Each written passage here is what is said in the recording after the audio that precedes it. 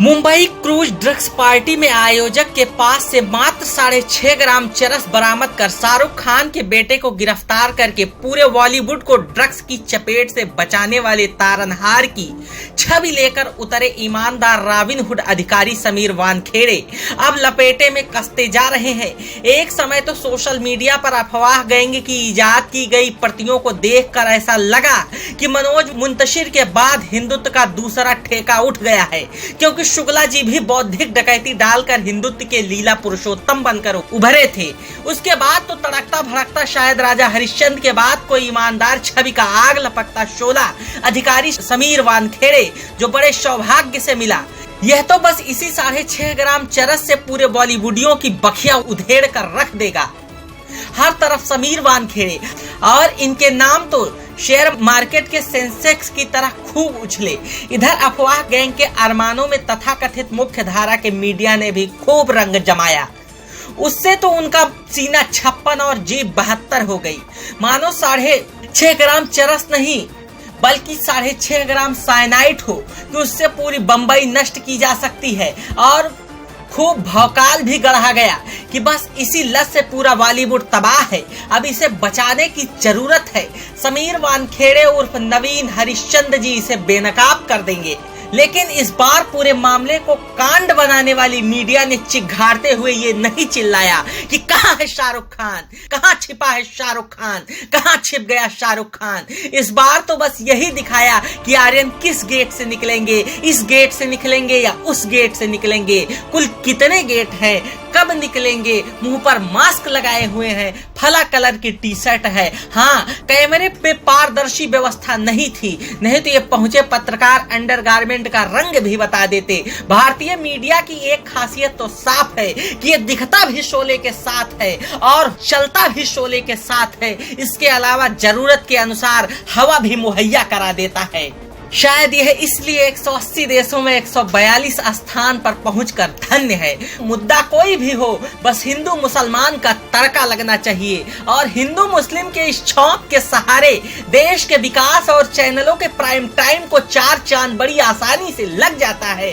फिलहाल कुछ भी हो, मौजूदा वक्त में देश के भीतर अगर किसी अधिकारी की ईमानदारी और उसमें हिंदुत्व का तड़का लग जाए तो उसकी महानता आगे भगवान बुद्ध के उपदेश भी फीके पड़ने लगते हैं। अब पता चला कि शिखर पुरुष बने समीर वानखेड़े हिंदू मुसलमान के पसोपेश में जकड़ते जा रहे हैं। इनके एक्शन और रिएक्शन को देखकर तो रिया चक्रवर्ती वाला पूरा सीन परत दर परत याद आने लगा। ठीक ऐसे ही अभिनेता सुशांत सिंह राजपूत के हत्यारों को खोजने निकले इन जंबाज अधिकारियों ने 10 नशेड़ी पकड़कर अपनी बहादुरी का लोहा मनवा दिया था और इसी के सहारे अलबत्ते बिहार विधानसभा चुनाव भी आसानी से पार हो गया था। इन नजारों को देखकर एक समय तो ऐसा भी लगा कि वानखेड़े जी इतिहास दोहराने के करीब पहुंचकर आउटर पर खड़े हैं, बस चंद लम्हों में स्टेशन पर पहुंचने वाले हैं। लेकिन हाय, नवाब मलिक ने तो इस रेशम की क्यारी को बंजर ही बना दिया। इस बीच उन्होंने बहुत सारे आरोप लगाए, चलिए सुनवा ही देते हैं। इसी केस के तहत हजारों करोड़ रुपए वसूली गए और हमने कहा कि उगाई मालदीव में हुई है। 2 तस्वीरें हमने डाली, एक दुबई की, एक मालदीव की। ये कह के भाग जाना कि मैं दुबई कभी नहीं गया, बहन दुबई गई थी, आप मालदीव में थे। मालदीव का दौरा कोई आसान नहीं होता, इतने लोग जाएंगे तो 20-30 लाख रुपए का खर्चा। ये जांच करे एनसीबी की विजिलेंस टीम की, इसका खर्चा किस अकाउंट से किया गया। ज्ञानेश्वर जी टीवी पे आते हैं, बहुत सारे अधिकारी टीवी पे आते हैं, किसी भी अधिकारी का शर्ट 1500 रुपए से महंगा नहीं, लेकिन समीर वानखेड़े की शर्ट 70,000 रुपए की क्यों होती है। हर दिन नया कपड़ा पहन के क्यों आते हैं, मोदी साहब से भी आगे निकल गए। पतलून लाख रुपए की, पट्टा 2 लाख रुपए का, जूता 2.5 लाख रुपए का, घड़ी 50 लाख रुपए की, 25 लाख रुपए की, 30 लाख रुपए की। एक अपराइट अफसर, वे सारी तस्वीरें आप लोगों को दे दूंगा। अगर जिस तरह के कपड़े इन तमाम दिनों में उन्होंने पहने, उसकी कीमत ही 5-10 करोड़ रुपए की है। क्या ईमानदार अफसर 10 करोड़ के कपड़े पहनता होगा? कोई शर्ट दोबारा हमने पहनते नहीं देखा। इससे बड़ा ईमानदार कोई हो नहीं सकता जो 2 लाख के हर दिन जूते पहने। इससे बड़ा ईमानदार कोई हो नहीं सकता जो लाख रुपए की पतलून पहने। इससे बड़ा ईमानदार कोई हो नहीं सकता जो 70,000 के शर्ट पहने। हमें लगता है ईमानदारी का पैमाना इतना बढ़िया है, ऐसे ही सारे ईमानदार इस देश में हो जाए। हम कामना करते हैं कि ईमानदारों का जीवन शैली इसी तरह से बने। फिर आज अपनी बात पे कायम हूं कि समीर वानखेड़े ने हजारों करोड़ की वसूली की है, फर्जीवाड़ा किया है। जांच होनी चाहिए, कड़ियां जुड़ रही हैं, उगाही का मामला चल रहा है। ये कहा जा रहा है कि बोलने से रोका जाए। सवाल उठाए जा रहे हैं कि नवाब मलिक बोल रहा है।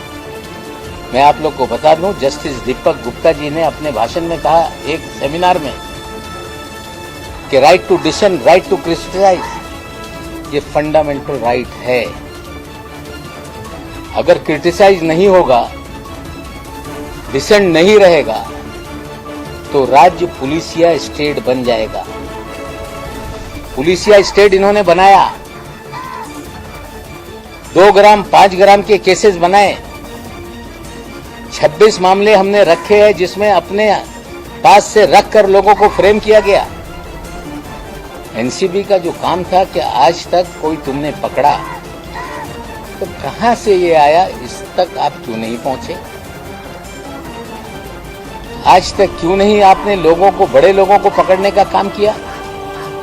आज साथियों मैं और एक जानकारी दे रहा हूं। अब इन आरोपों से बचने के लिए समीर एससी कमीशन दिल्ली पहुंच गए। हुजूर ये लो मेरा जन्म प्रमाण पत्र, ये लो शादी ब्याह का सर्टिफिकेट देख लो, ये लो तलाक के भी कागजात देख लो, ये सारी चीजें चेक कर दीजिए और नवाब मलिक को प्लीज समझा दीजिए।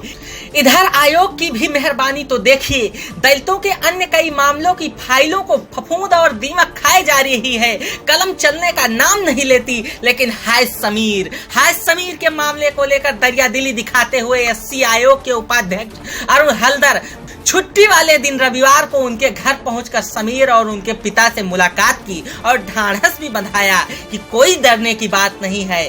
और रविवार बीतते ही सोमवार को समीर सीधे दिल्ली रवाना हो गए और फटाफट सारी जांच हो गई।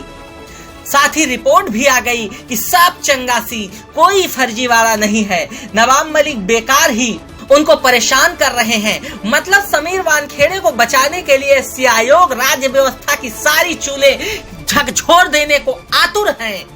अब आप सोच रहे होंगे कि ऐसा क्या है कि समीर वानखेड़े के मामले में जो इतना परेशान किया जा रहा है, तो हम बताते हैं। जान लीजिए कि महाराष्ट्र के अल्पसंख्यक कल्याण मंत्री नवाब मलिक ने आरोप लगाया कि समीर वानखेड़े मुस्लिम होने के बावजूद फर्जी जाति प्रमाण पत्र बनाए हैं।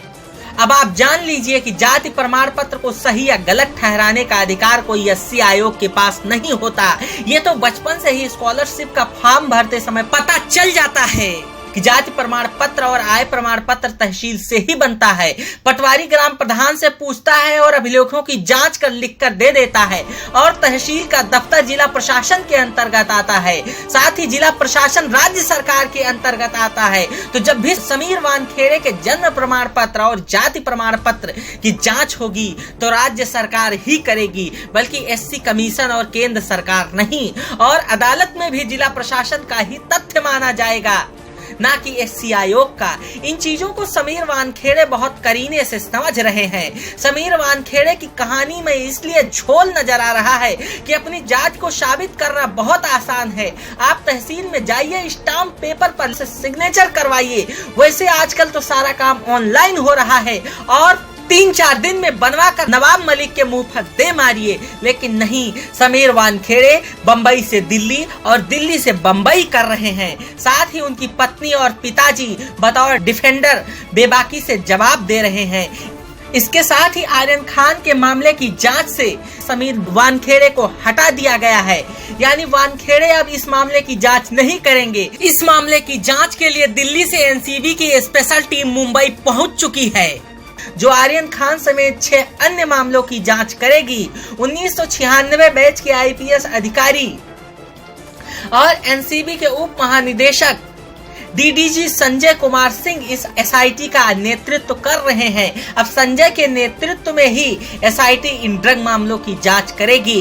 फिलहाल समीर वानखेड़े तो जकड़ते जा रहे हैं और बुरी तरह इन पर शिकंजा कसता जा रहा है। अब देखना ये अहम होगा कि इस मामले में क्या होता है।